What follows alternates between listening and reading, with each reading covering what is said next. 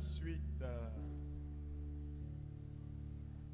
de Monsieur Tray, souhaiter la bonne fête des pères à tous les papas qui sont ici présents et à tous les papas du monde entier qui nous suivent par la magie des réseaux sociaux.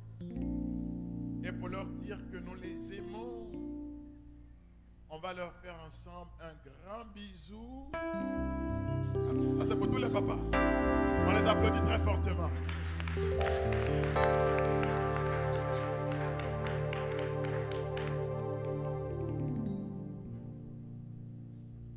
Ce matin, quelqu'un m'a amené un message. D'ailleurs, ça vient du Togo. Et dans son message, il dit bonne fête, bonne fête papa, mais surtout bonne fête à ce papa par qui tu es venu, enfin grâce à qui nous te connaissons, qu'elle soit vivant ou mort. Donc c'est quelqu'un qui ne sait pas tout à fait ma situation. Et donc il a fait un beau message. Et le message m'a beaucoup touché. Alors je lui ai répondu en lui disant, le mien il est au ciel. Mais il continue d'être vivant derrière le visage de tous ceux qui, tout au long de ma vie, ont eu une attention pour moi.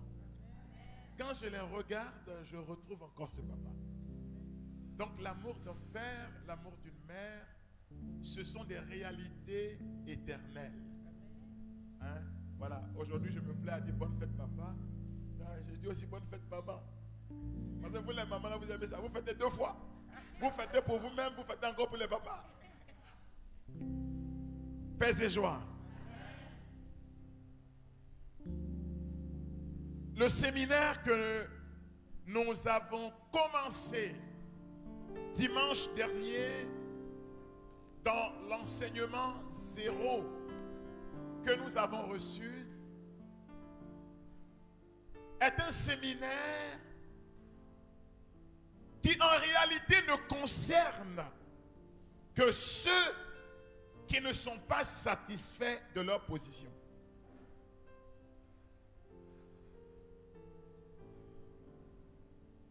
Je le dis au commencement de ce séminaire pour que tu libères déjà ton cœur de toute forme de préjugés. Ce que tu vas entendre ici ne vient pas pour te heurter, ne vient pas pour te blesser, ne vient pas pour te faire des reproches. Comme on dit en Yopougon, je m'en gaba de ça. Dis ouais. En fait, quelque chose est en train de brûler dans mon cœur et j'espère que ce quelque chose brûle aussi dans ton cœur. Écoutez ce que je dis, Jésus. En Luc au chapitre 12, le verset 49. Luc 12, 49. Tourne-toi vers ton frère, dis-lui, bienvenue à ce séminaire. Bienvenue à ce séminaire. Dis-lui, assieds-toi bien, parce que nous allons prendre un départ. Nous sommes à la gare et le Saint-Esprit est le véhicule par lequel nous partons maintenant. Est-ce que c'est bon pour tout le monde? Luc 12, à partir du verset 49. Écoutez. C'est un feu que je suis venu apporter. Je suis venu apporter un feu. C'est ce qu'il a dit. Je suis venu apporter un feu. Quelque chose consume Jésus dans son cœur. Il dit, le zèle de ta maison me brûle au fond de moi.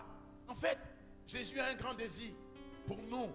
Et je veux dire que quelque chose se passera pendant ce séminaire pour nous. Je suis venu apporter, allumer un feu sur la terre. Et comme je voudrais qu'il soit déjà... m'en coûte. Qu'est-ce qu'il a dit? Et comme il m'en coûte, comme je voudrais. Comme je voudrais. Et comme je voudrais qu'il soit déjà allumé. Qu'il soit déjà allumé. Je vais dire à quelqu'un que Jésus dit, il lui en coûte de voir un feu s'allumer dans ton cœur. En fait, ce séminaire est le séminaire de ceux qui ont osé dire, ça suffit à la médiocrité dans leur vie spirituelle. Nous voulons entrer dans une dimension, la dimension du surnaturel. Que le surnaturel côtoie notre vie quotidienne. Que nous devenions homo spiritualis, des hommes spirituels.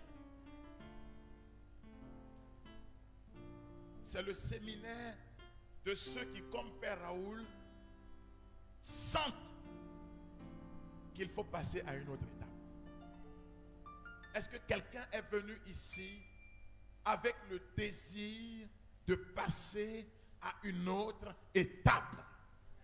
Non, je n'ai pas entendu votre amen. Vous savez, dans la vie, il y a deux catégories de personnes. Mais tout dépend du centre d'intérêt. Quand ton centre d'intérêt, c'est de monter plus haut, les observations sont une échelle pour toi. Mais quand ton centre d'intérêt, c'est une sorte d'autosatisfaction de ta position, les observations sont des flèches pour toi. Tu te sens heurté. Le nonce apostolique en Côte d'Ivoire, il m'a épaté hier. Oh les gars, déjà les gens là ils sont remplis de Dieu. C'est-à-dire, plus j'écoute et plus je suis dans le dégoût de ma position. Je suis dans le dégoût de ma position. Je refuse cette position. Je vais aller dans une autre pièce. Je veux monter dans une autre pièce.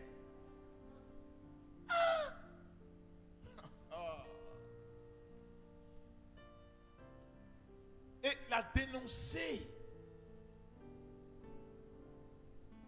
Ce qui mange l'onction dans la vie de ceux qui sont supposés être les témoins. C'est quand tu deviens ta propre mesure. Quand tu ne sais pas qu'il y a autre chose que la position dans laquelle tu es. Y a-t-il ici à la Regina des hommes et des femmes qui veulent abandonner la pièce du bas parce que le banquet est servi dans la pièce du haut? C'est pour eux que ce séminaire est organisé. Et je voudrais vous dire que je ne prends pas le micro pour vous prêcher. En fait, je suis venu me mettre devant un miroir pour me prêcher à moi-même parce que moi, je veux monter dans la pièce du haut. Oui. Jésus dit, je suis venu allumer un feu. Et mon désir, c'est qu'il soit déjà allumé.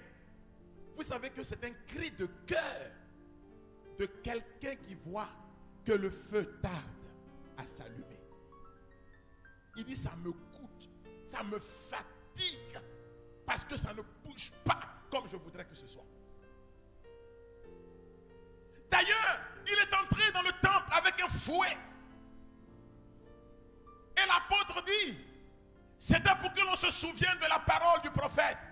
Le zèle de ta maison est comme un feu qui me consume. En réalité, Si vous n'avez pas le dégoût de votre position, c'est que sûrement vous n'avancez pas dans la lumière. En fait, l'autosatisfaction, le manque de faim et de soif d'entendre ou de monter est la preuve que je suis dans une sorte de régression dans ma vie chrétienne. En vie mystique, en vie spirituelle, en vie charismatique, dans la vie dans l'esprit, quand vous passez une journée sans que votre cœur ne vous dise que vous êtes médiocre et que vous devez monter plus haut, il y a un problème dans votre vie. Je suis étonné de gens qui sont toujours à perdre du temps à dire est-ce que celui-là est spirituel n'est pas spirituel. Mais c'est est-ce que je monte ou est-ce que je ne monte pas? Est-ce que vous me suivez? Le séminaire, le présent séminaire est un séminaire pour ceux qui veulent que le feu s'allume. Car le ministère de l'Église, c'est le ministère du feu. C'est le ministère de la Pâque. Et la Pâque commence par le feu.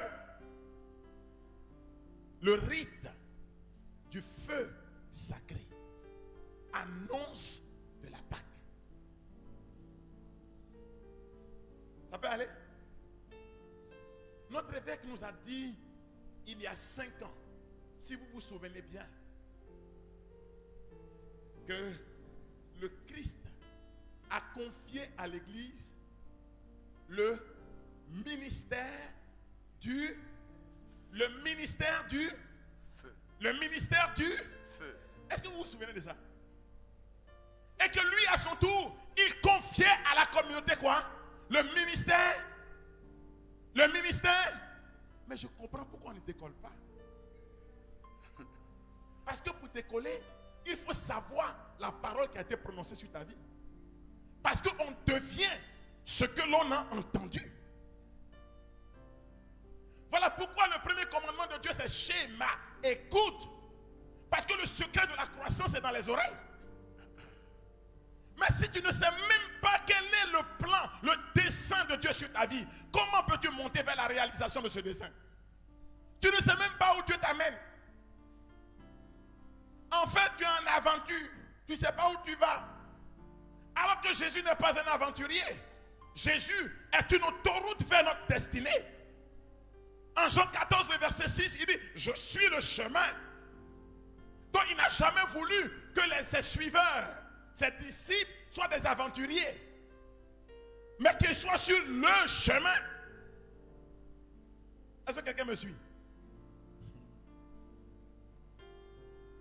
Est-ce que vous êtes là parce que vous voulez changer de statut? Non, parce que ne me fatiguez pas. Parce que je vous dis que moi, je suis très à l'aise. Quand je suis à la maison, devant le miroir de la douche, et puis je prêche pour moi-même. Donc je peux vous faire l'économie tranquille de cette assemblée. Mais quand je vais rentrer ce soir, je me prêche à moi-même. Je dis, Mambo, assieds-toi et entends les oracles du Seigneur. Et mon esprit s'incline et je fais office de prophète. Oui, je lui annonce. J'ai dit, ta médiocrité là, tes wazaris là, quitte dans ça, monte plus haut.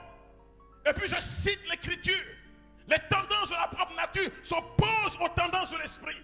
Tu dois devenir un homme spirituel. Voici les fruits de l'esprit. Je me prêche, hein? Vous savez pas ça?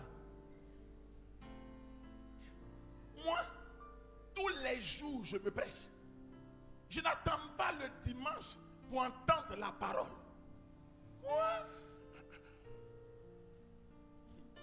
Mais des jours-là, je sens que mon âme a besoin des 2 ailes du grand aigle.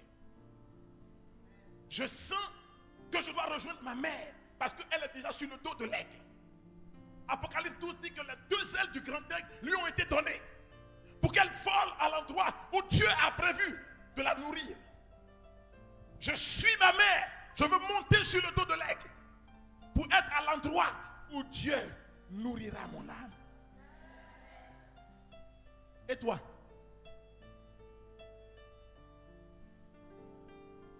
Si tu n'as pas, ton âme n'éprouve pas le désir de la montée, prends des vacances. Parce que c'est 7 dimanches pour que les murs d'ici là tombent. Préparez-vous. En fait, je suis venu vous dire qu'on a commencé. Le thème de ce soir, c'est tu es le choix de Dieu. Voici le thème. Le grand thème de ce séminaire, c'est fais de nous des témoins. C'est quoi le thème? Fais de nous des témoins. Je vais vous dire que si Dieu est vrai et s'il est vivant, nous devons devenir le sacrement de Dieu dans le monde de notre temps. C'est-à-dire, signe et instrument qui permet de vérifier qu'il est vraiment là. Oui, la médiocrité dans l'église, c'est fini. L'église de ce siècle, même les philosophes ont été illuminés dans la recherche de la vérité, mais de la vérité au sens grec du mot. Curieusement, le Saint-Esprit les a rejoints parce que vérité est vérité pour leur dire que ce siècle, ou il est spirituel ou il ne l'est pas. Ça veut dire que les chrétiens qui sont au milieu seront disqualifiés. Ils ne pourront même pas prendre le micro pour parler. Parce qu'ils vont commencer, on va dire, tais-toi. La tiédeur ne t'a pas convoqué au rendez-vous de ces dans lesquels nous sommes. Et je voudrais vous dire que des illettrés vont nous étonner. Parce qu'en réalité, quand le cœur sera à Dieu, ce qui jaillira de ce cœur surprendra l'auditoire. Les gens seront dans l'étonnement. Ils ne comprendront pas. Ce matin, vers 4 heures du matin, le Saint-Esprit, 3h30, 4h, m'a réveillé. Je ne savais même plus si je dormais ou même si j'étais les yeux ouverts.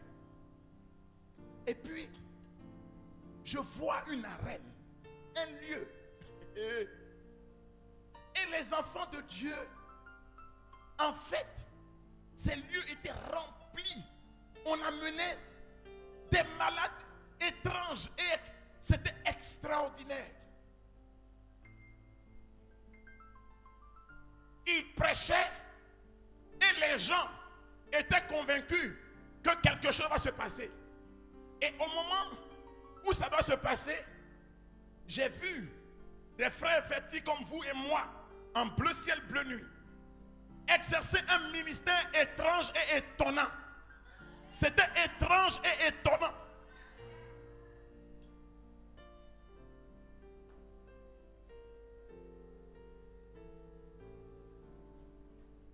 Quelque chose est en train de venir. Les gens se levaient comme ça. Les petits frères, mes petits frères, mes petites sœurs, ils prêchent. Ils ne parlaient pas longtemps. Mais vous sentiez dans leur message qu'il y avait quelque chose d'étonnant. De l'amour de Dieu. Et puis, comme il est écrit en Marc 16, à partir du verset 20, Dieu confirmait la parole de leur témoignage par des signes et des prodiges. Des prodiges. Vous savez ce qu'on appelle prodige? Vous avez déjà vu un prodige? Je voyais les petits frères là, ils s'élèvent comme ça. Et puis, mais c'était comme bonjour. Et puis, il prenait le paralytique comme ça. Il le tenait fermement. Et puis il dit, lève-toi. Le gars se lève. Et puis il est hésitant. Il vient avec moi. Et puis le bonhomme commence à le suivre en marchant pour partir au podium. C'est le cinéma que j'ai regardé aujourd'hui à 3h30, 4h. En fait, ma tête est Nakami. Non, je suis ailleurs. Ce que j'ai vu là. Bisous à l'hôtel.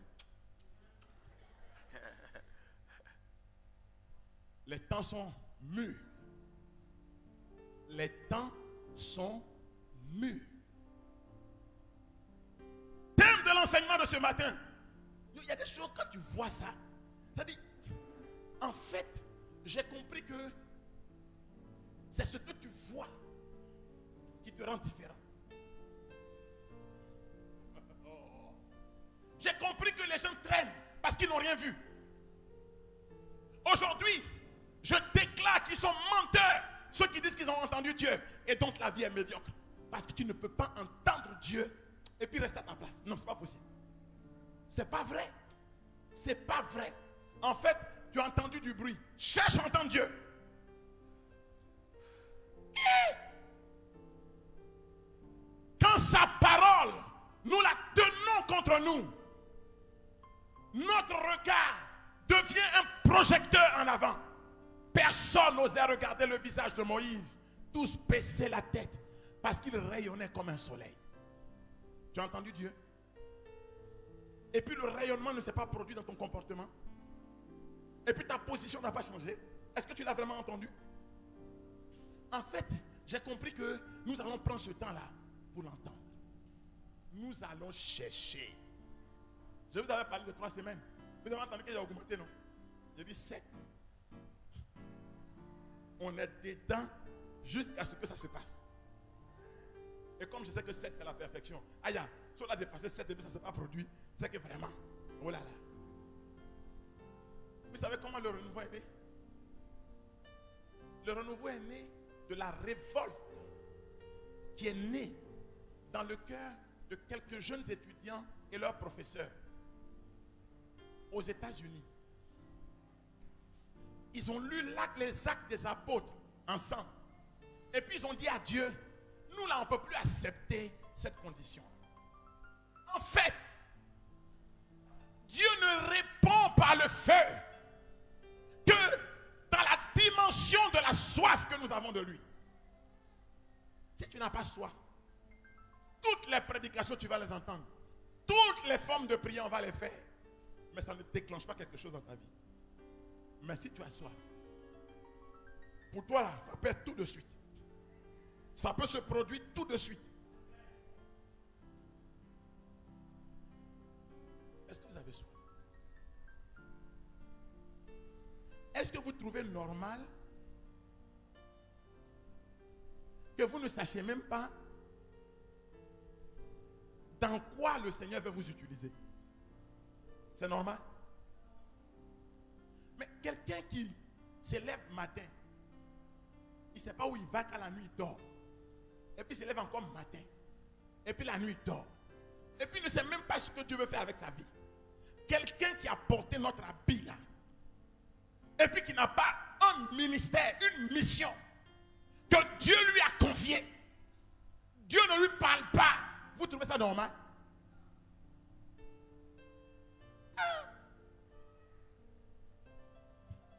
Il y a quelque chose qui ne va pas. Mes brebis connaissent ma voix. Mais ta communauté elle-même là, c'est une voix de Dieu. Est-ce que tu entends? Est-ce que vous trouvez normal que quelqu'un soit en communauté et puis il a une vie de lassitude, une vie tiède? Il y a quelque chose qui ne va pas. Alors, le Saint-Esprit ce matin m'a dit, premier thème, tu es le choix de Dieu. Et nous allons comprendre la gravité de ce thème. Tu es le choix de Dieu. Nous allons commencer par Luc au chapitre 12, au chapitre 6, le verset 12. Quand la Bible dit qu'on est le choix de Dieu, c'est-à-dire que ce n'est pas une simple parole. C'est un investissement en temps et en prière pour toi. Quand Pierre le fait devant Jésus en disant, eux tous, ils vont te trahir, mais pas moi. Vous savez ce que Jésus a répondu à Pierre? Il dit, Pierre, Satan a déjà réclamé ta vie. Moi, je voudrais vous prévenir, vous les frères de la communauté surtout. Peut-être que vous ne le savez pas. Mais depuis le jour où vous avez fait l'engagement devant cet hôtel, votre vie a été réclamée. Et il faut que je vous le dise. Hein? Parce que je crois qu'on ne vous dit pas certaines choses. Mais tu t'amuses mal. faut t'asseoir, au lieu de prier, passe ton temps dans les marmailles, dans les critiques, dans les conneries. Passe ton temps dedans. Quand tu vas te réveiller, tu ne vas rien voir dedans. 2 supercuts à la mâchoire, tu es groggy. Attends, je le dis pour nous tous. Hein? Jésus a prévenu Pierre. Il dit, Satan a réclamé ta vie, Pierre. Mais moi, j'ai déjà prié pour toi. Quand tu seras revenu, parce que malgré ma prière, il va te prendre. C'est ce que ça veut dire. Malgré ma prière, il va te prendre. Si malgré la prière de Jésus, Pierre a tanké, il est tombé et que Jésus l'a relevé après. Mais il ne faut pas t'amuser, hein. Les gars, cette année, vous savez qu'il y aura de nouvelles dispositions. Après, vos bergers vont vous parler de ça. Il vaut mieux maintenant prendre ta retraite anticipée. Ah oui, hein. Il ne faut plus t'amuser parce que nous sommes dans une dimension nouvelle. Mais mes enfants, pourquoi aujourd'hui là vous avez abandonné le cœur? Donnez-moi un cantique parce que je sais que quelque chose est en train de me changer. Ça commence à venir. Il a dit, Pierre, Satan a réclamé ta vie. Mes amis, ne passez jamais une journée sans consommer au moins 2 heures de temps devant le Seigneur dans la prière. Si vous voulez être ailleurs, dans votre position en Dieu. Et il a dit, garde tes pensées et ton cœur en Dieu. Parce que toi, peut-être que tu ignores qui tu es. Mais je veux te dire que Dieu dit que tu es le produit d'un investissement. Tu es le choix de Dieu. Tu es le choix de Dieu. Tu es le choix de Dieu. Luc chapitre 6, le verset 12. Écoutez bien. En ces jours-là, quand la Bible dit que tu as le choix de Dieu, ça veut dire que tu n'es pas le produit d'un amusement. En ces jours-là, Jésus s'en alla dans la montagne. Se retira dans la montagne. Je veux que tu comprennes d'où tu viens. Peut-être que tu ne sais pas pourquoi tu es venu ici. Peut-être que tu ne sais pas pourquoi tu viens ici. Communautaire ou non. Mais c'est un arrangement du ciel. Ta présence ici n'est pas le jeu d'un hasard. S'en alla pour prier. Jésus s'en alla, il se retira dans la montagne pour prier. Et il passa la nuit à prier. Il passa toute la nuit. Il passa la nuit à prier. Regardez bien. Quand on dit tu as le choix, pour que Jésus choisisse, pour que Dieu choisisse, Dieu ne choisit pas des copains. Dieu ne choisit pas des amis. Dieu ne choisit pas d'après ses émotions. Dieu ne choisit pas d'après ses sentiments. Nous sommes dans la dimension du surnaturel. Et dans la dimension du surnaturel, ce n'est pas ma volonté, mais ta volonté qui doit être faite. C'est parce que Jésus a dit. Qu'est-ce qu'il a fait?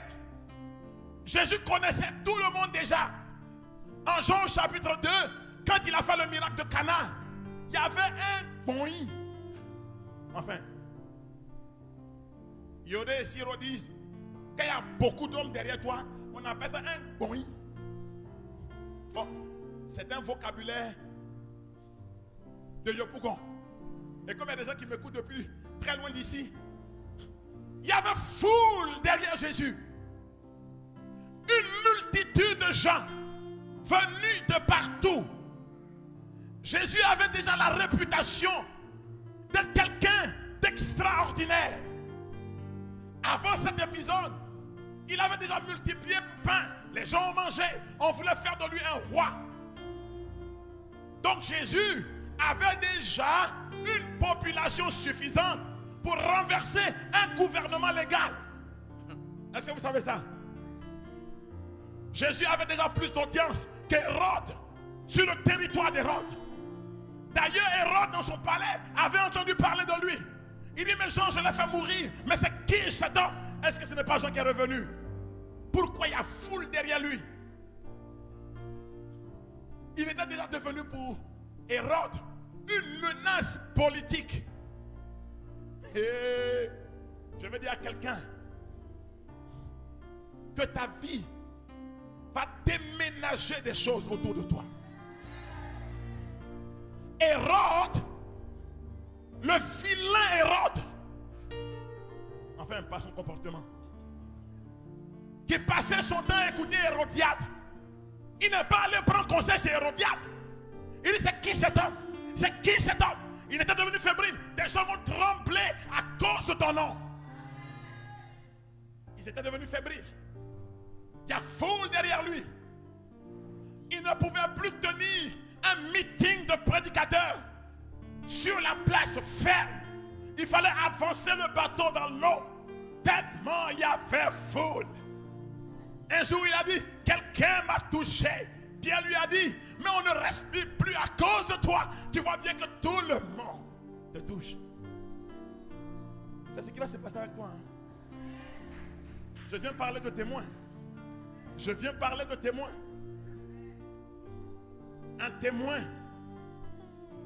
biblique, selon le langage de la parole de Dieu, il n'est pas celui qui vient donner une preuve. Il est celui qui devient lui-même la preuve. Vous me suivez? Tu seras la preuve.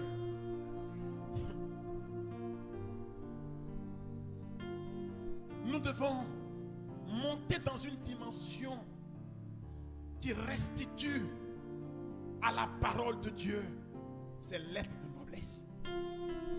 Il faut que les gens, en nous voyant, se taisent et puis qu'ils disent, parle Seigneur, ton serviteur écoute. Si la voix de Dieu est discutée, c'est parce que nous, notre vie a parasité son message. Nous sommes devenus une zone de turbulence. Nous avons parasité le circuit de sa parole. Mais je vais te dire, tu es le choix de Dieu. Tu es le choix de Dieu. Et je veux que tu comprennes ce que ça implique, ce vocabulaire. Tu es le choix de Dieu. Il passa, donc il avait tout ce monde qu'il aimait bien. Les femmes qui le servaient de leurs biens. Les hommes qui marchaient derrière lui. Et beaucoup s'étaient même érigés en conseillers. On va te faire roi. Ils donnaient conseil même à Jésus. Ils étaient prêts pour lui, apparemment. Mais quand tu dois être le choix de Dieu, regardez ce que Jésus fait. Il se retire. Il fait quoi? Il se retire. Quand on veut entendre Dieu, il faut savoir se retirer de toutes les mauvaises compagnies qui pendant des années ont parasité la voix de Dieu. Et tu ne t'es pas levé. Regarde là où tu es. Tu es fier de toi? Un nègre qui se comporte comme un moineau ou un manche libre. Quelqu'un qui est appelé à être dans les hauteurs et qui vole comme un poulet, un coq dans la basse-cour. Non. Non, non, non. Tu dois prendre ton envol. Tu dois prendre ton envol. Ce séminaire, il y a des gens qui ont pensé que pour prendre son envol, il faut aller par ses propres désidérata, sa propre volonté, ses propres calculs humains. Non. Mais si tu veux monter, cette semaine, ils vont révolutionner complètement ta vie. Donnez-moi un petit cantique qui me bénisse. Arrosez-moi, arrosez-moi. Ce cantique-là me fait quelque chose dans mon corps. Hein? Et chez vous, ça fait ça aussi. Vous sentez la même chose que moi?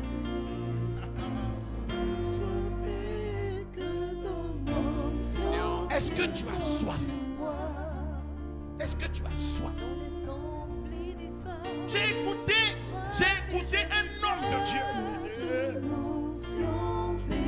Paix et joie, paix et joie, paix et joie. Vous savez, le style du Père Raoul, c'est son style. Mais je suis augustinien. Je prêche dans la tradition de mes pères.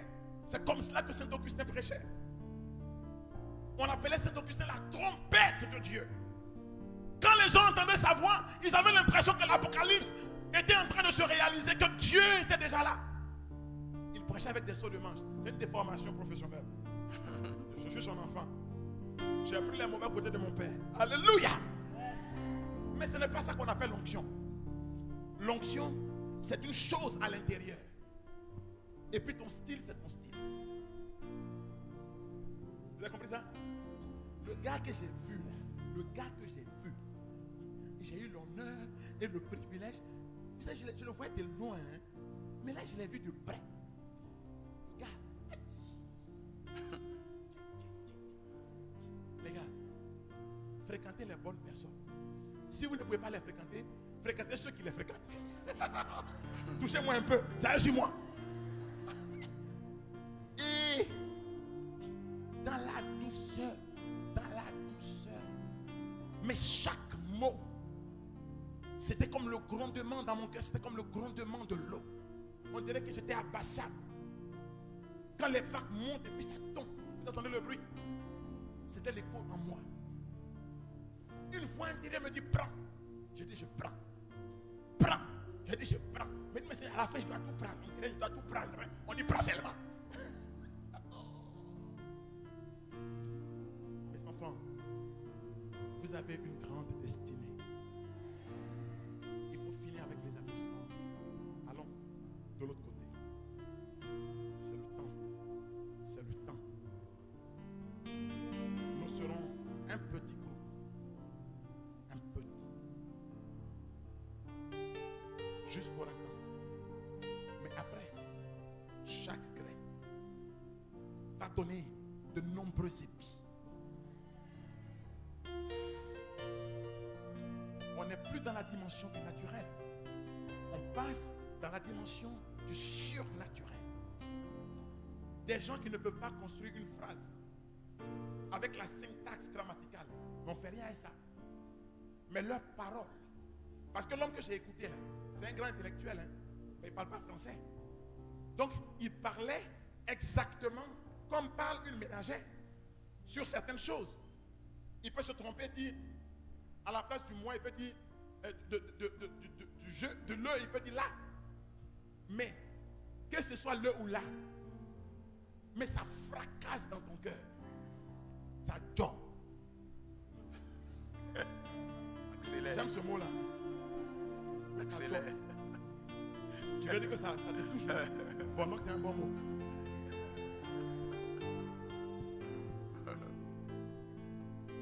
L'évangile, ce n'est pas une construction syntaxique. Sinon, le langage du Fils de Dieu serait inaudible à l'oreille de l'homme. Mais tous ceux qui étaient là, quand le feu est là, quel que soit votre mode d'expression, chacun vous entend dans sa propre langue. Je n'ai pas entendu ton amen fort. Si on ne comprend pas ton message, c'est parce que l'onction ne t'accompagne pas. Le grand Saint Ambrogio di Milano, qui a renversé mon père Augustin, un théologien d'une carrure exceptionnelle. Quand sa mère n'avait pas compris son sermon, sa prédication, il déchirait son discours. Il dit ce n'est pas bon pour les autres, parce que maman n'a pas encore compris. Quand l'onction t'accompagne, quel que soit ton vocabulaire, le cœur qui est devant toi est fracassé. Ça dort. Dis à ton frère, ça dort. Ça dort. Alléluia. Est-ce que vous êtes avec moi? Regardez ce qu'on appelle le choix. Et ça vaut pour tes choix dans ta vie. Parce que vous choisissez, vous avez un bourreau de conseils, de mauvais conseillers, qui parasitent vos choix. On ne prend jamais une décision spirituelle en consultant une flopée de camarades. Ou c'est un directeur spirituel, directeur de conscience, un homme dans l'esprit Mais c'est toi, personnellement. Parce que j'ai grondé M. Tré. Il dit, je ne prie plus. Mais tu me connaissais avant. Tu me connaissais avant. C'est pas ici qu'on s'est trouvé. Parce que j'ai grondé M. Tré. Non, j'ai déposé mon bleu ciel bleu nuit. Mais quand tu partais devant l'hôtel, je suis parti avec toi. Tu as vécu une relation mystique avec Dieu. Tu as mobilisé le ciel et le temps de Dieu pour te donner un appel. Et puis banalement comme ça, dans amusement. Les gens qui prennent des décisions en amusement, il ne faut rien leur confier. Les choses de Dieu, ils ne prennent pas ça au sérieux. Vous savez pourquoi le Père a eu confiance dans son Fils? Parce que le Fils n'a rien fait sans consulter le Père. Quand il s'est agi de choisir, il se retira sur une haute montagne pour que ceux qui volent bas ne le trouvent pas. Et il passa toute la nuit à prier. Il passa la nuit. Avant de prendre une décision, il faut passer la nuit. Il faut traverser la nuit. Il faut aller de l'autre côté de la nuit. Il a pris le temps. Est-ce que tu as pris le temps? Est-ce que tu as pris le temps? C'est pourquoi nous nous donnons du temps ici. 7 semaines. Nous commençons nos 7 semaines. Pour reprendre 7 semaines. Les gens se lèvent comme ça. Et puis non, ils ont reçu effusion. Ils ont reçu onction. Mais l'onction dépend du temps que tu as sacrifié. Vous avez déjà vu quelqu'un à qui Dieu a donné l'onction qui n'a pas sacrifié du temps? Avez-vous déjà vu ça? Moïse a reçu l'onction en sacrifiant du temps. Et les tablettes de la loi en sacrifiant du temps. Au point qu'il est venu dans le peuple, ils avaient même déjà construit un veau d'or. On ne s'attendait plus à lui. Je veux dire à quelqu'un ici que beaucoup de gens ne s'attendent plus à toi. Mais Dieu va leur réserver une surprise ces temps-ci. Je me rappelle qu'il y a des gens qui m'ont trouvé un jour, ils m'ont dit, Père Raoult, on dit que l'onction t'a quitté. Je dis, chier. Mais vous êtes brave. Hein? Peut-être que vous siégez au conseil de Dieu.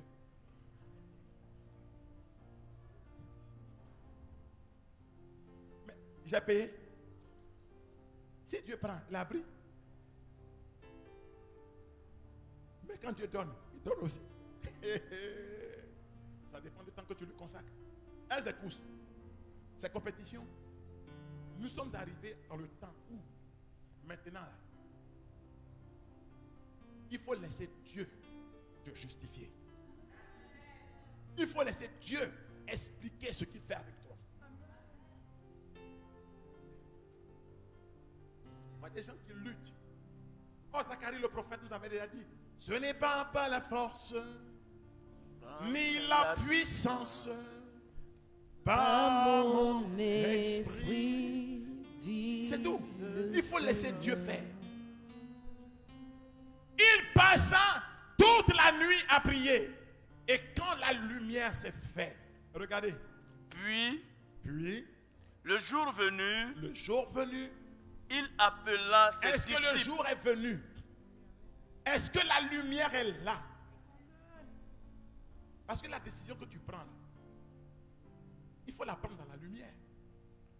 Dans la lumière de la vérité. Parce que la lumière est la preuve que tu marches dans le bon chemin. Jean chapitre 8, le verset 12.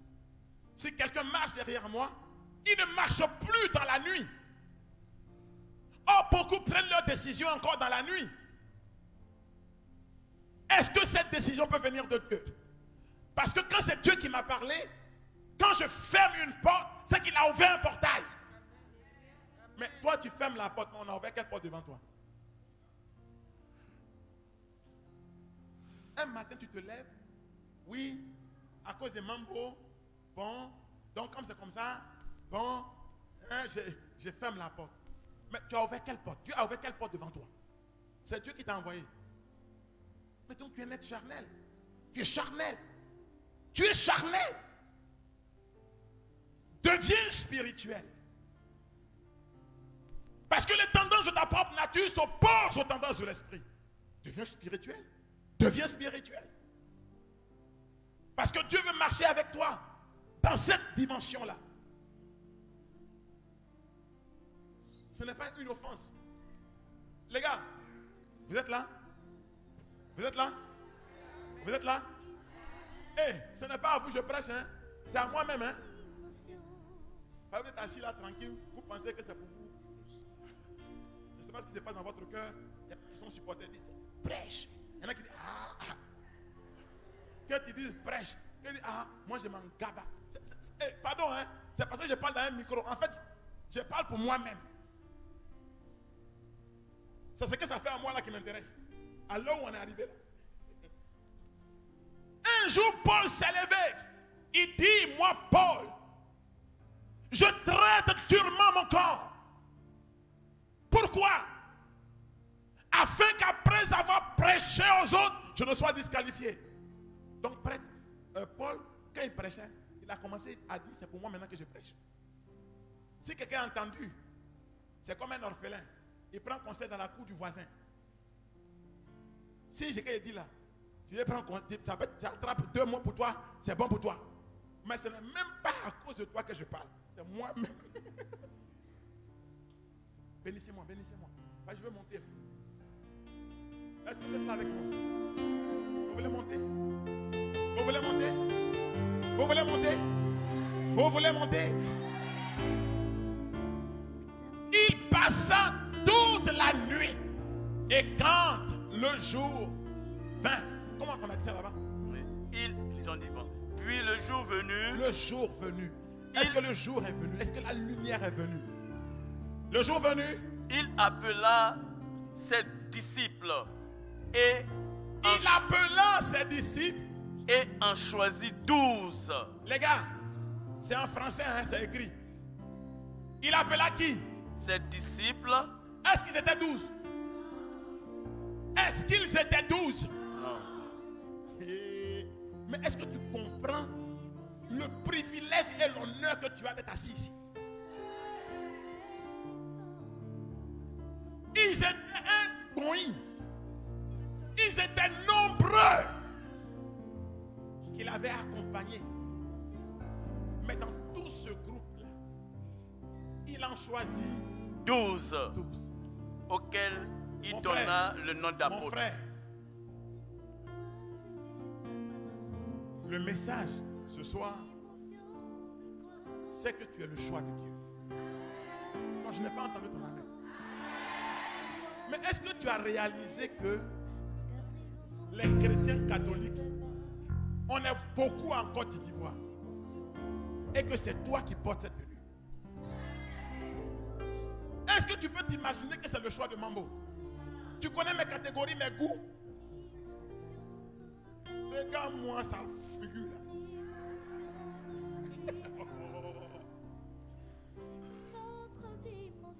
Hey, je veux que tu saches que moi aussi j'ai des amis, hein, ils sont beaucoup comme ça. Et puis ils ne sont pas assis à la communauté ici avec moi. Et puis ils sont prêts pour moi, hein. Papa, pour Ibissé. Mais ils n'ont pas porté la tenue que tu portes. Donc si c'était une affaire de mon sentiment là, mon ami, peut-être que toi-même t'as tapé pour toi et allons. Mais il y a quelqu'un qui voit plus loin que moi qui dit que c'est toi qui as le choix. Notre amène ne bénit pas. Amen. C'est avec vos amènes tordues là que vous ne montez pas. Parce que tu penses que c'est un amusement que tu fais ici. Quand tu dis amen, est-ce que tu comprends ce que ça veut dire amen? Est-ce que tu comprends ce que ça veut dire amen? L'amen suffit pour faire trembler les enfers. Tu sais ce que ça veut dire amen? Moi je ne peux pas dire amen à la parole de Dieu et puis vivre le contraire. Non, non, non, c'est pas possible. Dieu a regardé tous ces... Mais dans notre communauté là, nous on doit être un peu plus modeste. On a vu des grands prédicateurs passer ici. Ou non? Bon, en Côte d'Ivoire ici là, les 2 doyens qui ne sont pas encore passés ici, c'est le père Peter Armand Kobena. Combien il est déjà passé? Avec 4 colonnes, il est venu. Et puis le père Abbé quand même est déjà venu.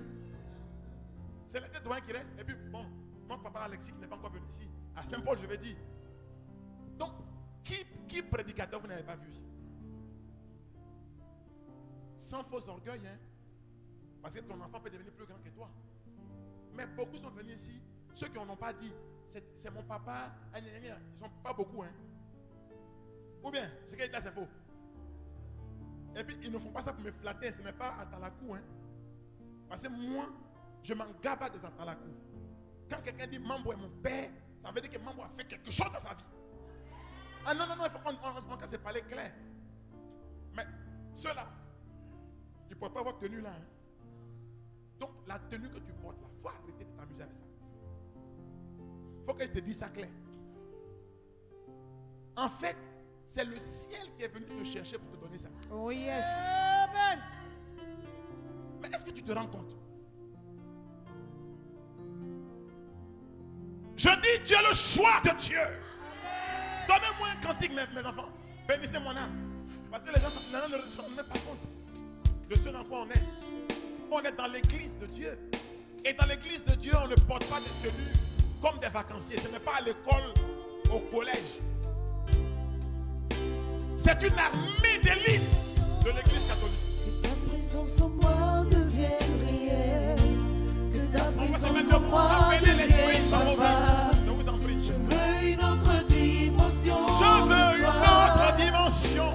Je veux une autre dimension. Appelle l'esprit dans ta vie. Que ta présence en moi devienne réelle. Que ta présence en moi devienne papa. Je veux une autre dimension de toi. Dimension du toucher. La dimension du toucher. La dimension de gloire. La dimension de puissance. La dimension du toucher. La dimension du toucher. La dimension de gloire. La dimension de puissance.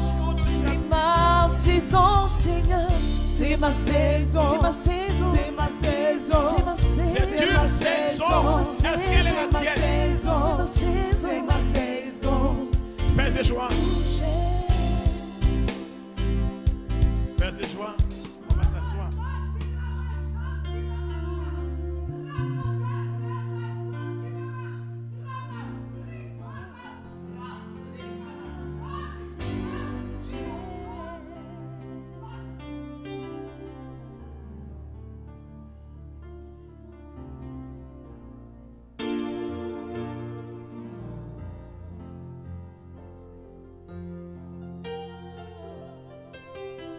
Père, merci pour ta gloire. L'Église a besoin que nous nous démarquions pas par la couleur de la devise, mais par l'héroïsme de la vertu. Pas la couleur de la tenue, mais la qualité du vivre chrétien. Vous me suivez? Vous me suivez? Tu es le choix de Dieu. Mais nous allons voir qu'on peut être le choix de Dieu et ne pas répondre à l'appel de Dieu. C'est le danger qui nous guette. Un évêque a écrit un beau livre que Monseigneur, notre évêque, a cité, qui m'a beaucoup touché, qui s'intitule « Noviciat d'un évêque ».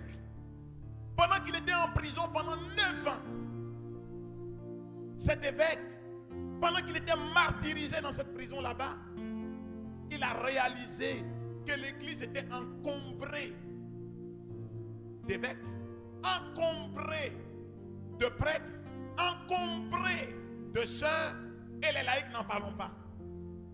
Ça veut dire quoi encombrer? Ça veut dire des gens qui n'ont même pas compris toute la gravité et l'importance de leur appel. Bon, comme c'est un évêque, et puis il dit que évêque aussi, mais sur les évêques en général, ils comprennent. Bon, les prêtres aussi en général, on comprend. Qui va se négliger? Maintenant, vous, je ne sais pas si vous comprenez aussi. Hein. Chacun n'a qu'à défendre pour lui. Mais En écrivant ça. Et moi j'ai aimé. Je vous ai dit que j'ai côtoyé ce week-end quelqu'un, un grand homme. Il a regardé, il nous a regardé dans le diocèse. Vous savez que nous sommes du diocèse de la Beauville, nous tous. Il nous a regardé dans notre diocèse et puis il nous a dit, est-ce que vous savez, mais vraiment c'est comme si c'était Dieu qui me parlait. Ça m'a mené des émotions. Il dit, est-ce que vous savez que vous êtes jeune et que vous pouvez beaucoup encore? Il avait l'air de dire, ne gaspillez pas votre temps, ne gaspillez pas votre jeunesse.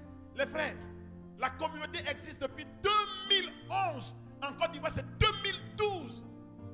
Nous sommes déjà en 2021. Ne gaspillons pas le temps. Oh, ceux qui sont fatigués, prenez la retraite anticipée. Lâchez la communauté. On a du boulot, on a du job. Les gars, on a du travail. Est-ce que vous vous rendez compte qu'on a du travail? Regardez notre petite paroisse de Grand Yapo là. Est-ce qu'on a fini d'évangéliser là-bas, Grand Yapo? Est-ce que vous êtes déjà assis pour venir dire, ah Père Raoul, on a fait réunion, on est venu te voir.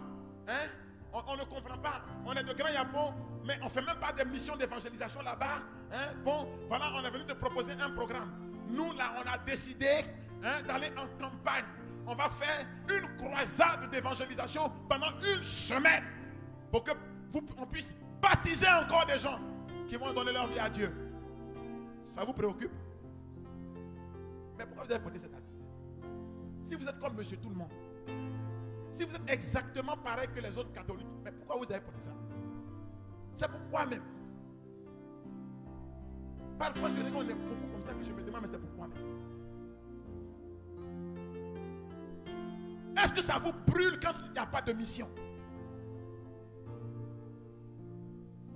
Mais les missions ne sont pas des activités folkloriques. Est-ce que la passion des âmes est en vous?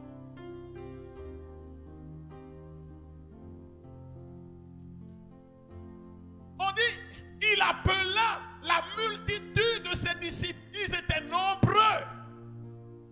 Et puis regardez ce qu'il fait. Il trie. Et il en choisit 12. Pour que tu sois là, Dieu a trié. Tu es le choix de Dieu. Ça ne repose pas sur tes mérites, mais il faut que les mérites suivent. Oh non, onus, a dit notre évêque. L'honneur implique la responsabilité, la charge. C'est pas ça? Jean chapitre 15, le verset 16. Écoutez bien. Jean chapitre 15, le verset 7. Non, il faut qu'à la fin de ces enseignements, ce séminaire, les frères, je ne veux plus vous reconnaître. C'est-à-dire, il faut que moi-même j'ai peur de vous. Il faut que vous montiez dans une dimension là. Je vous en prie. Dites aux anciens combattants de la troupe. Il y a beaucoup d'anciens combattants, ceux qui ne viennent plus là. Allez les appeler, dites-leur. Hein? C'est pas grave, mais il faut venir t'asseoir. À la fin du séminaire, tu vas prendre tes vacances. Vous aurez rendu service. Parce que ancien combattant, c'est comme aller coucher. Quand c'est chauffé. Il y en a qui vont venir ici. Gina, ils vont se lever comme des... Parce qu'un aigle est un aigle. Un aigle est un aigle. Fais attention. Même quand un aigle est couché, un aigle est un aigle. Est-ce qu'on peut donner des acclamations pour le Seigneur? Moi, je vous respecte, hein? Mais vous-même, respectez et ayez la crainte de Dieu qui a investi sur vous. Ce que vous devez savoir, c'est que quand Dieu a investi, tôt ou tard, il fait les comptes. Parabole des talents. Vous n'avez jamais lu ça? À l'un, il donna 3 talents. À un autre, 2 talents. À un autre, 1 talent. On dit celui qui a reçu 1 talent, comme le gars ne vient pas, il a mis en terre et puis il dit je suis en vacances. Quand tu as investi quelque part là, il demande compte. Nous, quand on nous demande compte, on est fâché. Mais Dieu même là, il demande compte. Tu dois lui rendre compte. Jean 15, le verset 16. Ce n'est pas vous qui m'avez choisi. Qu'est-ce qu'il a dit? Ce n'est pas vous qui m'avez choisi. Qu'est-ce qu'il a dit? Ce n'est pas vous qui m'avez choisi. Vous êtes fatigué? Mais vous ne réagissez pas là. Ce n'est pas vous qui m'avez choisi. C'est moi qui vous ai choisi. Donc je suis le choix de Dieu. Et institué. Attends, est-ce que je t'ai dit de continuer? Lui il est prêt. Ça veut dire que lui il est pressé. Ce n'est pas vous qui m'avez choisi, c'est moi qui vous ai choisi. Et la preuve que ce n'est pas un mérite, va me lire Matthieu au chapitre 16. On va lire le verset 15 et puis après on va aller au verset 23. Pour que tu comprennes qu'on peut être choisi, mais on peut tirer, on peut taper poteau. Beaucoup de choisis ont tapé poteau. Ils sont carrés comme des vieux camions. Je dis ça pour que ça te fasse mal. Et que tu dises, je refuse qu'il faut que je me lève. Carré. Vieux camion. En panne. Des missionnaires en panne sèche. Il n'y a plus d'essence dans leur voiture. Ils ont ronflé le moteur ici, l'autre pas, wow, wow, wow, wow, wow. Cérémonie pompeuse, grandiose. On est parti sur le terrain. Ils sont tous en panne sèche. Mettez sur le groupe des bergers, là où tout le monde, votre grand groupe là, mettez, citation du Père Raoul pour demain, vous êtes en panne sèche. Des camions garés. Maintenant, celui qui ne se sent pas en panne sèche, ça aussi c'est pour lui.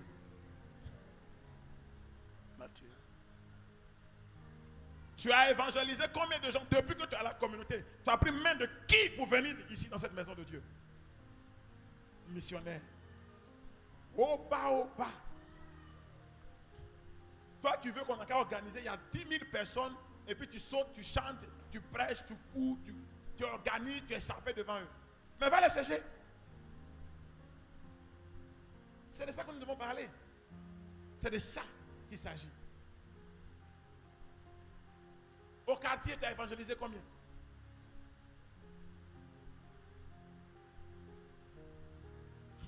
Matthieu, le chapitre 16, le verset 15. Matthieu 16, 15. Il leur dit. Et vous? Pour vous, qui suis-je? Continue rapidement, s'il te plaît. Qui dites-vous que je suis? Prenant la parole. Simon-Pierre répondit. Simon-Pierre lui dit. Tu es le Christ. Tu es le Christ. Le Fils du Dieu vivant. Le Fils du Dieu vivant. Reprenant alors la parole. Reprenant à son tour la parole. Jésus lui dit. Il déclara, Heureux es-tu, Simon, fils de Jonas. Ce n'est pas la chair et le sang qui t'ont révélé ces choses, mais c'est mon Père qui est dans les cieux. Et moi je te dis, tu es Pierre, et sur cette pierre, je bâtirai mon église. Et la Simon a le choix de qui? C'est le choix de Dieu. Va au verset 23. On peut être le choix de Dieu puis taper poteau, hein? Mais lui, se retournant, dit à Pierre. Jésus dit qu'il s'en va à Jérusalem pour mourir. C'est le même texte, hein, même chapitre. Oui. On était au verset 15. Là maintenant, il faut lire à partir du verset 21. Quelques versets seulement après, hein? À partir de ce moment, Jésus-Christ commença à montrer. Jésus commence à leur montrer. À ses disciples. Beaucoup sont venus ici. Ils disent, moi je veux servir Dieu. Moi c'est le Seigneur qui m'appelle. Quand on dit onction prophétique, ils disent ils sont prophètes. Quand on dit onction sacerdotale, ils sont prêtres. Quand on dit Dieu choisit, ils sont disciples. Quand on dit Dieu, ils sont toujours là. Maintenant quand Jésus commence à leur montrer les exigences de cet appel, qu'il lui fallait s'en aller à Jérusalem, souffrir. Qu'on s'en va pour souffrir. Beaucoup de la part. On s'en va pour faire quoi? Souffrir. Quand Jésus commence à leur montrer ce qu'il y a dedans, maintenant il faut regarder ce qu'ils font. Beaucoup de la part des anciens. Qu'on doit souffrir. Des grands prêtres et des scribes. Qu'on doit souffrir. Être mis à mort. Qu'on doit être mis à mort. Et le troisième jour, ressusciter. Dieu triomphera quand même troisième jour, la personne devait écouter ça. Maintenant, regardez ce qu'il dit. Pierre. Pierre, nous, Pierre là, c'est nous. Faut dire c'est moi. C'est moi. Le tyran à part. Oh, attends.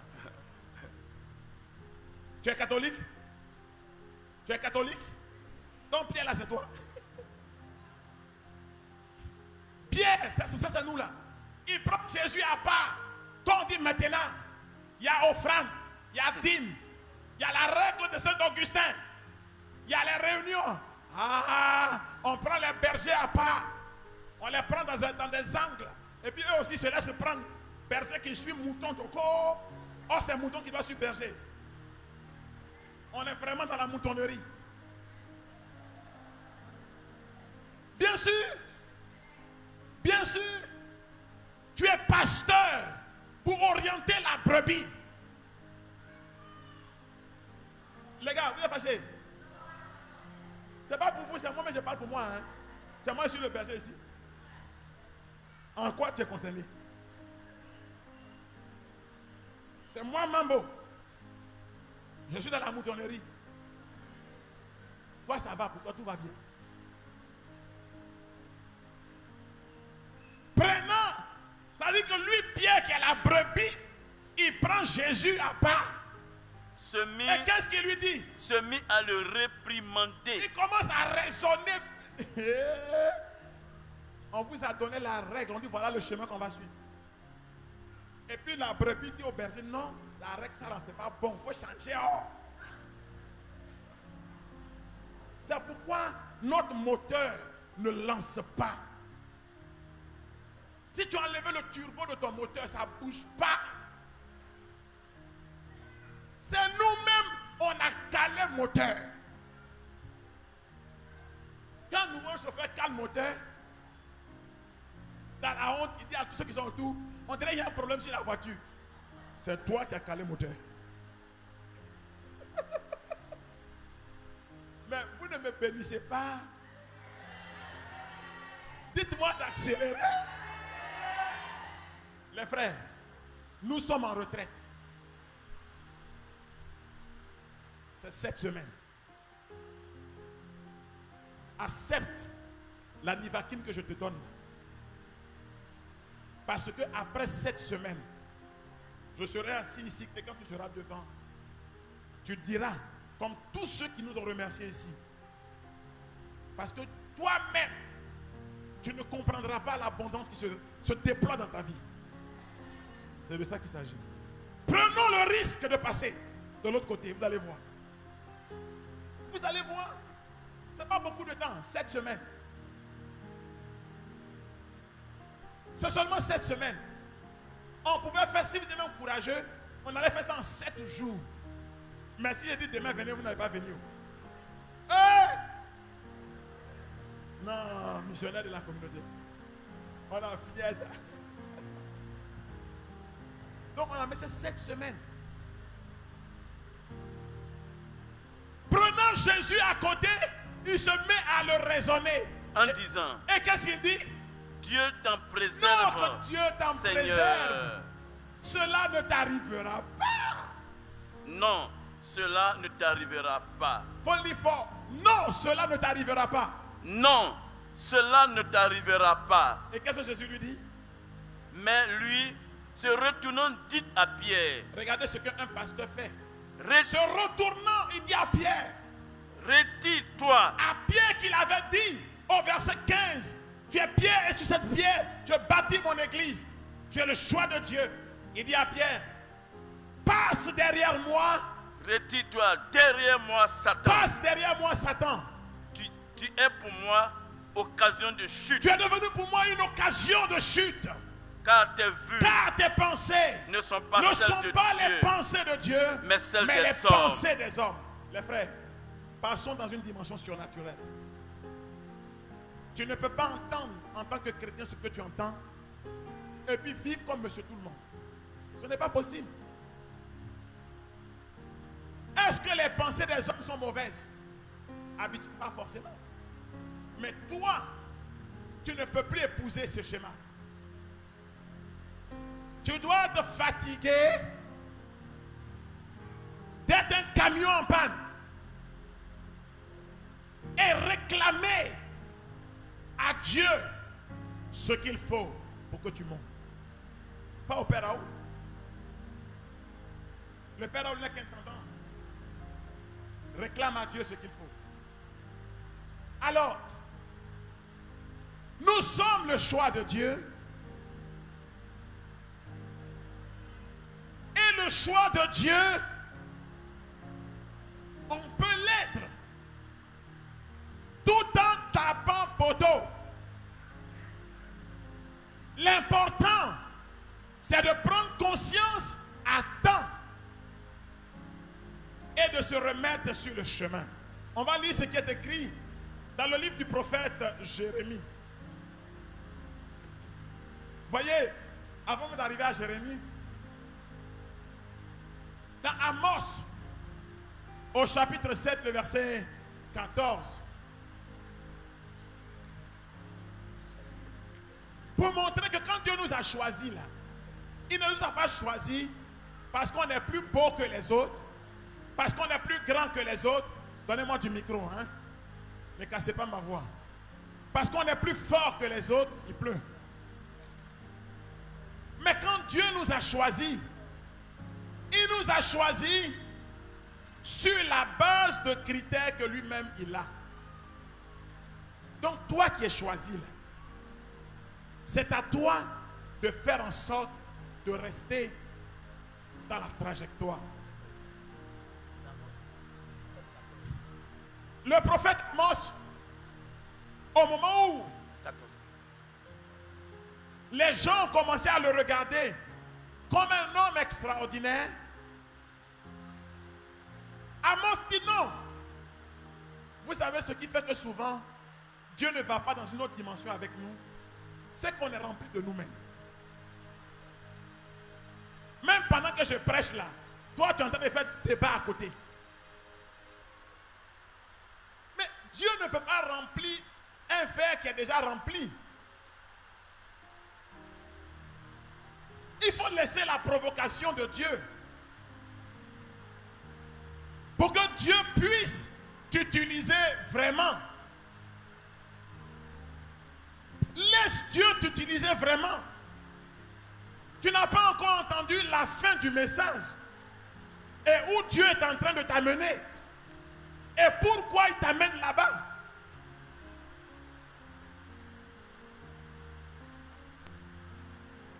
Dieu ne va pas te dire ce que toi tu veux entendre, mais il va te dire ce que tu dois entendre. Amos, au chapitre 7, le verset 14. Pendant que les gens prenaient Amos pour quelqu'un d'extraordinaire, ils reconnaissaient que ce qui est extraordinaire, c'est la grâce de Dieu. Mais que lui, il devait tout faire pour rester fidèle. S'il a du mal, tapez sur votre téléphone, vous allez trouver le verset. Amos 7, 14. Amos répondit, prends au verset 12 pour venir. Amasia dit alors à Amos, Amasia dit à Amos, va-t'en, va-t'en, voyant, voyant, le voyant, c'est-à-dire le prophète, le voyant. Sauve-toi du pays. Faut fuir le pays parce qu'il y a le danger. Parce que c'est trop dur. Là-bas, va protéger ta vie. Quitte la communauté, c'est trop compliqué.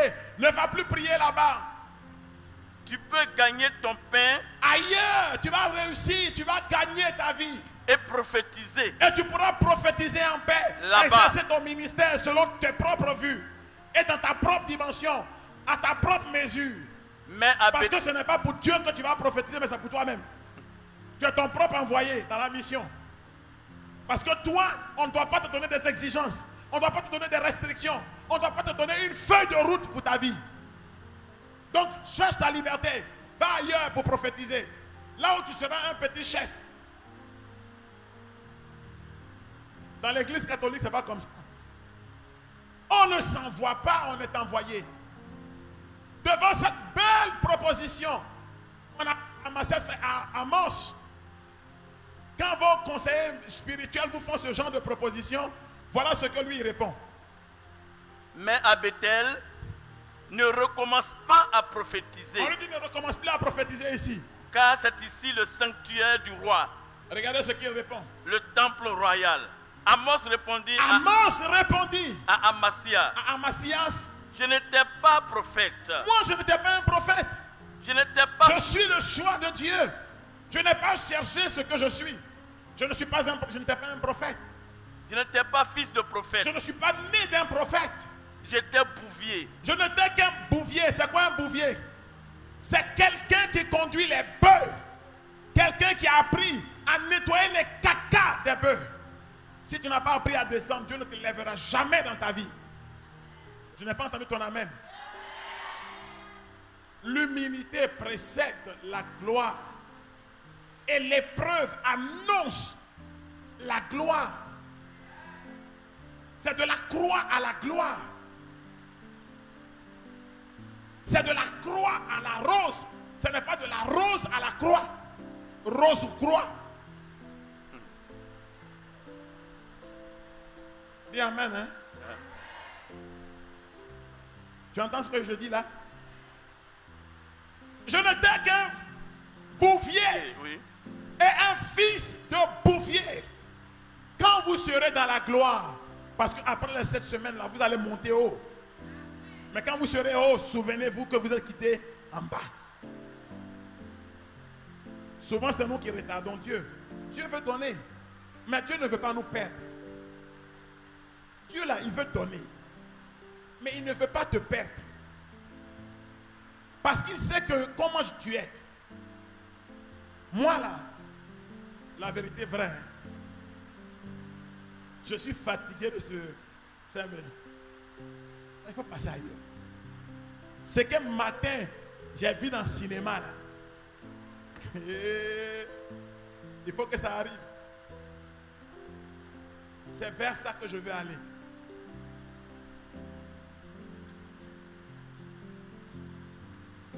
Saint Antoine de Padoue, on nous raconte qu'à chaque fête de Pâques, puisqu'il ne savait pas comment expliquer la résurrection, il trouvait que les mots étaient trop faibles. Il prenait toute la communauté de l'église, ses paroissiens, et puis il disait, allons au cimetière. Et puis il célébrait le Saint-Office. Et avant le renvoi, une tombe sous, bah, et puis un morceau. Et puis on repart au village avec lui. Je n'ai pas entendu ton amen fort. Saint Vincent Ferrier, quand il arrivait dans une ville et qu'il prêchait, il y avait des senteurs, un effluve de bonne odeur. C'est comme si on répandait du parfum dans l'air. Et un jour, pendant qu'il prêchait, je suis allé dans le sud de l'Italie pour aller voir simplement sa statue, me mettre à genoux devant. Pour dire à Dieu, si ces hommes l'ont vécu, c'est que je ne peux pas être fier de ma position. Un jour, pendant qu'il prêchait, il y avait une carrosse qui transportait un mort au cimetière, comme dans nos villages. La charrette. Et quand le corps est arrivé vers la foule qui l'écoutait, tout le monde s'est détourné pour enlever son chapeau pour saluer le corps. Quand Vincent Ferrier a vu ça, une colère est montée dans son cœur. Il dit, il n'est pas possible qu'on prêche le glorieux évangile du Christ et qu'un mort détourne l'attention du peuple de Dieu. Vincent Ferrier a laissé la prédication. Il est allé se mettre devant la carrosse. Et le conducteur de la carrosse s'est arrêté effrayé. Et Vincent Ferrier menace le cercueil. Il dit, ô mort, où est donc ta victoire? Où est donc ton aiguillon? J'annonce ici l'évangile de la vie. Au nom de Jésus, sors de ce tombeau. Le cercueil s'est ouvert. Bah! Ce n'est pas ce qu'on voit dans sur les réseaux sociaux là. Hein. Les morts ressuscitent. Le mort s'est levé pour venir se prosterner et s'excuser parce qu'il a troublé les gens qui écoutaient la parole de Dieu. Mais de quoi on parle? Mais on parle du même évangile. Hein? Les gars, les missionnaires, mon propre père, me raconte qu'il était chez les prêtres à Memni et qu'il était là-bas dans la Baby Brousse. Il accompagnait les prêtres, il faisait la traduction de la prédication en entier. Il dit les prêtres allaient de village en village pour ramasser les fétiches. Et dans la Baby Brousse, parfois ils sont surpris par la pluie comme maintenant. Il dit le prêtre se lève dans son véhicule décapotable. Il se lève et puis il fait un signe de croix. Mon père dit il pleut devant, il pleut derrière, mais il ne pleut pas dans la voiture. Mon papa dit, mais mon fils, les miracles, j'en ai vu. Nous, il pleut, on se cache. Une fois, quand j'étais au Divin Amour, en pleine évangélisation, c'était au COC, Cogodi. Et puis la pluie m'a surpris. Et j'ai pensé à ça. J'étais tellement blessé que je me suis mis sous la pluie. Et je prêchais. On dit, mais mon père, la chasuble, mon père, l'homme. J'ai dit, je m'en fous. Jusqu'à ce que l'onction arrive. Je suis ici. Parfois, il faut blesser le cœur de Dieu. Non, j'étais blessé. La pluie m'a chicoté qu'elle était trempée. Ça ne s'est pas arrêté. Non, j'ai vu que vraiment, Mambo, tu as du travail. Il y a des choses que tu n'as pas encore vues. La pluie m'a chicoté. Vous avez déjà vu un moineau mouillé?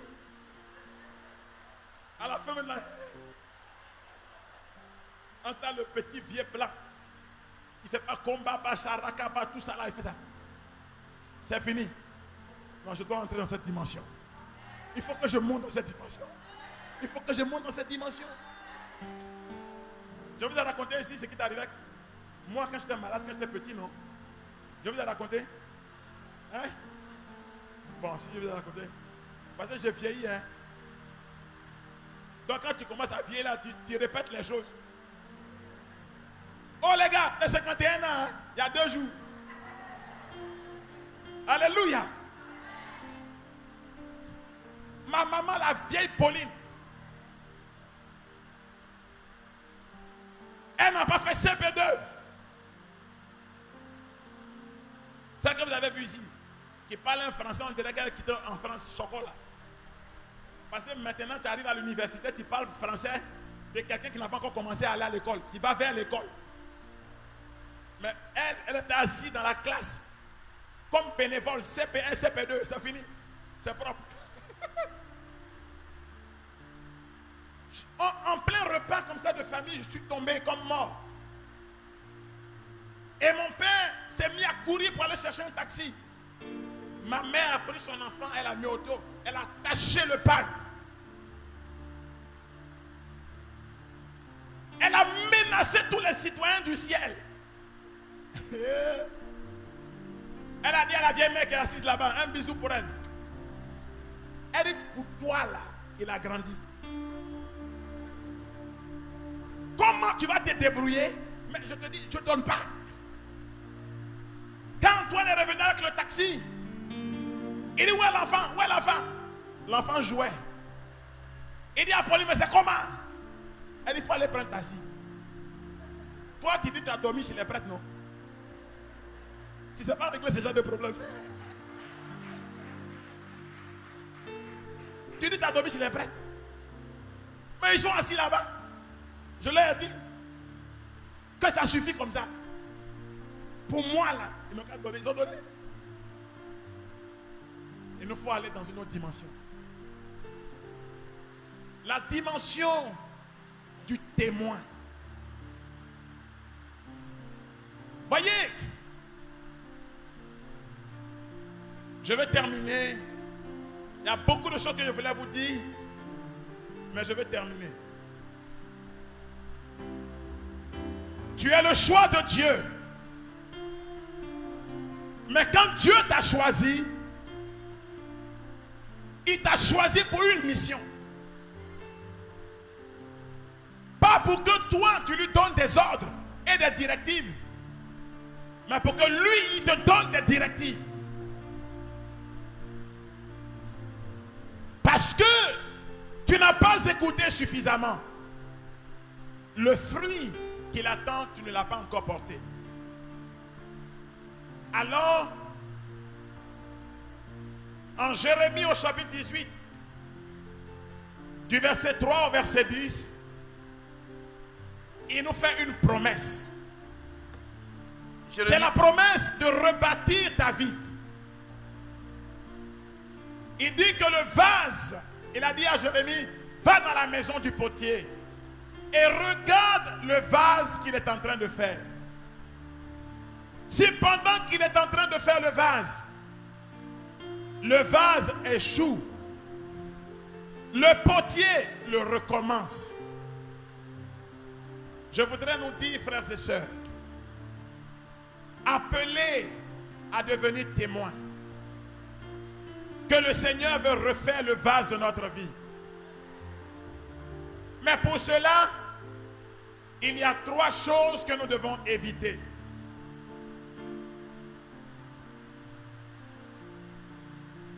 Car il y a beaucoup d'appelés, de choisis par Dieu, mais peu qui accomplissent la mission. Et les raisons sont nombreuses. La première raison de l'échec, c'est l'orgueil, frères et sœurs.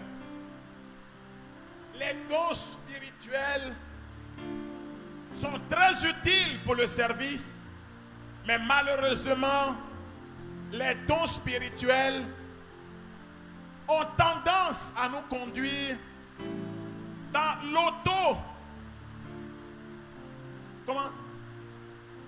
la suffisance, dans la suffisance, dans l'orgueil de la suffisance, de l'arrogance, du mépris des autres, l'orgueil. Or, la Bible dit que Dieu résiste aux orgueilleux. Ça veut dire que le don de Dieu est là, l'appel est là. Mais Dieu est obligé de te résister parce que tu n'acceptes pas que Dieu te plie en deux. Or, Dieu a besoin de te plier en deux. Donc, le premier danger pour les choisis, c'est l'orgueil. Le deuxième danger, c'est l'amour de l'argent. 1 Timothée 6, le verset 10. L'attachement, l'accaparement, l'avidité matérielle. Tout ce qui est matériel est matériel. Ne laisse pas les choses matérielles te voler ta liberté d'enfant de Dieu. Le matériel, ça passe, mais Dieu, il reste. Je n'ai pas entendu ton amen fort. Le troisième obstacle, c'est la peur de s'abandonner. La peur de s'abandonner à Dieu. On a peur de ce que Dieu va nous demander. On a peur de ce que Dieu va prendre chez nous. On a même peur d'entendre sa voix parce que peut-être qu'il va me dire de faire ceci, il va me dire de vivre comme ceci. La peur. Dans la Bible, il y a beaucoup de gens que Dieu a appelés, mais qui ne sont pas allés loin parce qu'ils avaient peur. Par exemple, en Matthieu 19, 22, le jeune homme riche, on dit qu'il s'en alla tout triste. En Matthieu 8, 21, il y a un qui dit à Jésus, laisse-moi d'abord aller enterrer mon père. En fait, il avait peur. Peur de s'engager. Il y en a ici, ils ont peur de perdre un copain ou une copine. Ding, c'est même pas mari. En fait, des gars, égaux. C'est à cause de ça, depuis là, ils ont fait carrière au CP1 ici. Leurs promotionnaires sont arrivés à l'université de la vie mystique. Mais la peur des exigences de l'évangile. Et Il y a 3 convoitises. Tout ceci se résume en 3 convoitises qu'on trouve dans 1 Jean au chapitre 2 à partir du verset 14 et suivant.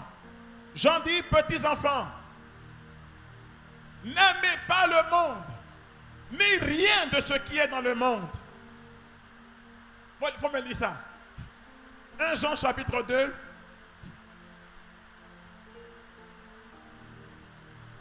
À partir du verset 14. C'est bon? Qui a le texte? À partir de dimanche prochain, venez avec votre Bible. Quand on donne un verset, ouvrez la Bible et regardez. C'est important. On est en formation, c'est séminaire. Venez avec cahier, prenez des notes. Même si après vous devez acheter les CD, prenez des notes. Après pour revoir le fil de l'enseignement. 1 Jean 2, 14.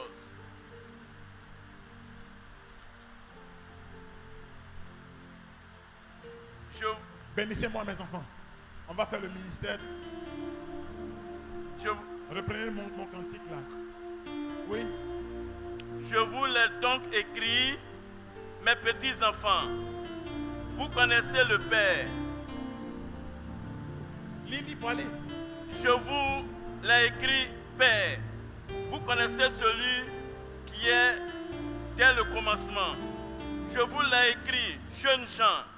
Vous êtes forts et la parole de Dieu demeure en vous. Que la parole de Dieu demeure en vous, continue. Et vous êtes vainqueurs du mauvais. Pour que vous soyez vainqueurs du mauvais, il faut que la parole de Dieu demeure en vous. Ensuite, n'aimez pas le monde. N'aimez pas le monde. Ni ce qui est dans le monde. Les catholiques, les chrétiens maintenant sont devenus des amoureux du monde.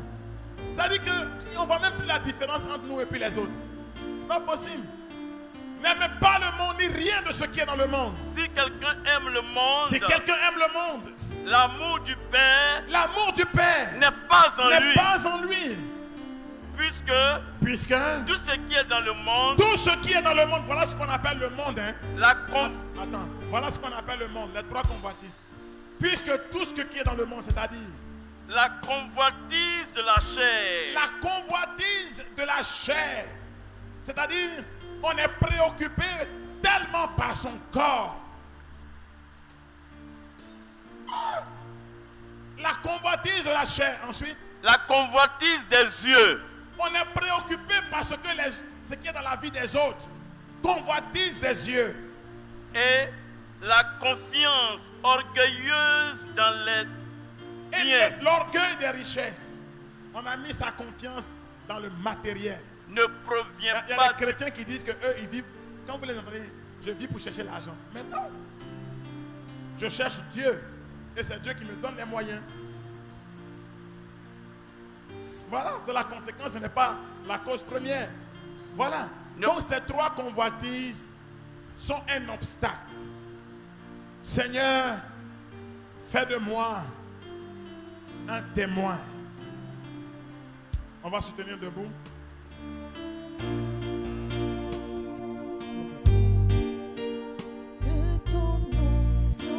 Le témoin, c'est celui qui a pris conscience déjà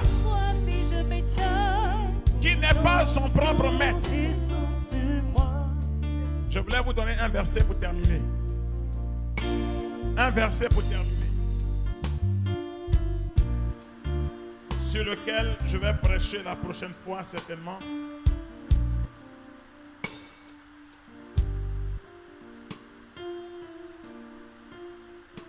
Luc, le chapitre 10, le verset 1er. Je veux que tu comprennes l'importance d'être témoin. Que tu comprennes ce que Dieu a investi sur toi. Luc 10, à partir du verset 1er. Un témoin, c'est celui qui devient légat, le légat du Christ. L'ambassadeur du Christ. Ce matin, Monseigneur disait au légat du pape, le nonce apostolique, que sa présence au milieu de nous équivalait à la présence du pape au milieu de nous. Qu'il était le pape quand il le voyait. Mais c'est que mon Seigneur a dit là, il y a un fondement biblique. Luc 10, 1. Après cela, le Seigneur désigna 72 autres disciples autres qu'il appelle après les 12 premiers. et les envoya Et il les envoie 2 par 2 devant lui-même dans toute ville dans les villes et localités et les localités où il devait aller où lui-même. lui-même Jésus devait aller. Donc quand ils étaient là, qui était là-bas? Qui était là-bas?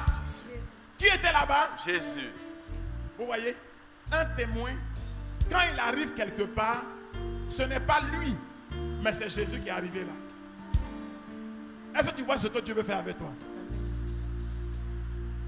Dieu veut te donner le privilège et le droit légal de le représenter là où tu arrives. Je n'ai pas entendu ton amen. On va se mettre debout.